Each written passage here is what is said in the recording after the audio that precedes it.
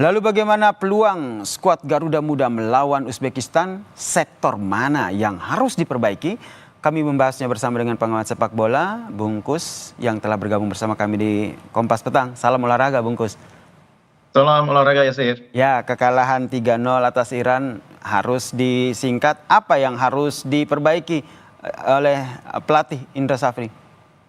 Ya, memang kekalahan 0-3 kemarin agak sedikit luar dugaan ya, bahwa kita katakanlah kalah dari Iran, orang mungkin memahami ya, tapi kemarin yang jadi persoalan adalah di samping skornya cukup mencolok, juga cara main timnas U20 yang agak kurang meyakinkan ya, dan ini yang harus dibenahi di pertandingan kedua. Terus terang memang cukup banyak PR-nya.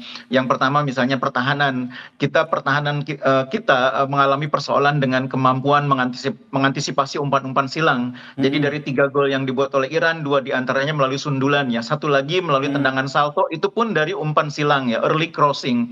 Karena itu di pertandingan kedua kita harus atasi, jangan sampai lawan terlalu mudah mengangkat bola ke dalam kotak penalti, nomor 1. Nomor 2, jangan sampai kalah dalam duel di kotak penalti. Nah itu artinya butuh perbaikan terutama di lini pertahanan. Baik, nah tadi antisipasi umpan silang, kemudian pertahanan juga harus diperkuat. Apa yang jadi evaluasi strateginya bagaimana untuk melawan Uzbekistan ini? Ya, dari sisi formasi maupun susunan pemain tentu kita percaya Coach Indra adalah orang yang paling tahu ya siapa yang paling siap. Tapi kalau boleh kita mengusulkan, sebetulnya akan lebih baik kalau pertahanan kita itu memiliki pemain yang cukup bagus posturnya dalam duel bola atas.